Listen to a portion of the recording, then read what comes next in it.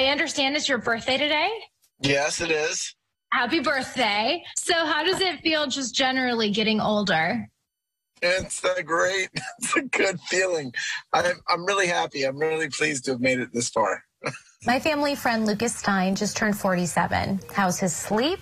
As I age, I sleep. My sleep has really been difficult to deal with because I sleep a lot less. And I wake up more. Lucas is one of many. Science has shown it is harder to sleep as we age. And a new study says those Z's are even more important.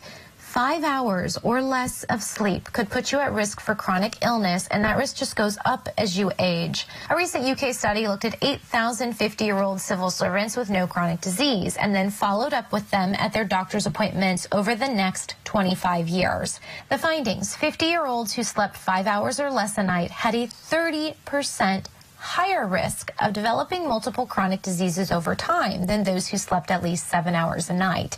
It rose to a 32% greater risk at age 60 and a 40% greater risk at age 70. The chronic illnesses mentioned specifically: diabetes, cancer, heart disease, stroke, heart failure, COPD, chronic kidney disease, liver disease, depression, dementia, mental disorders, Parkinson's, and arthritis. So if you're somebody who just feels you gotta go, and you're only gonna get 5 or 6 hours of sleep, you are definitely putting yourself at risk, more risk of developing some type of medical disorder as you age compared to someone who's getting 7 to 8 hours of sleep. Dr. James Rowley practices pulmonary critical care and sleep medicine at the Detroit Medical Center. He's also the president-elect of the American Academy of Sleep Medicine. He says as we age, our sleep efficiency, sleeping less for the time we are in bed, worsens too. But it does go down between that 30 and 60 range to an extent. But really above 60 is that one really decreases. How many hours of sleep do you get a night now, Lucas? Consecutively, I'd say no more than about 4 hours of sleep. I know there's a couple studies in progress in like 50 to 70-year-old people where they're trying to increase their sleep duration and seeing if that does improve their risk profiles. We caught up with sleep researcher Christopher Deppner.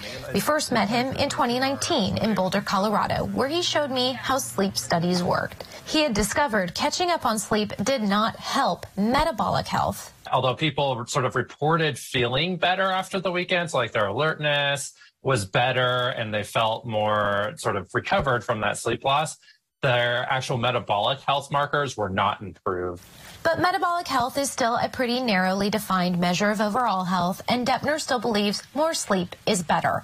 He adds that for those looking to improve their sleep, a sleeping pill is not always as good as it may seem. Some people say it's kind of like knocks you out. They might make you be unconscious and feel like you're sleeping, but like your brain activity is actually a little bit different than natural sleep. And so it's really questionable how effective those are, especially if you're thinking about using those to improve sleep for other health outcomes like cardiovascular disease. Deppner says that melatonin can be helpful on a very short-term basis for adjusting to a new time zone. But the best thing anyone can do for better sleep, he says, is to stay on a regular schedule, sleep in a dark, cool place, and dim their lights to match when the sun is up or down.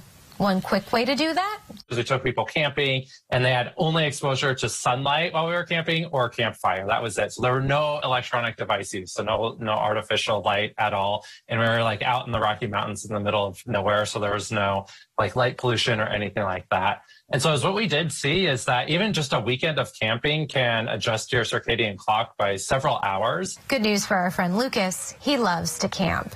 Lindsay Thies, Newsy, San Francisco.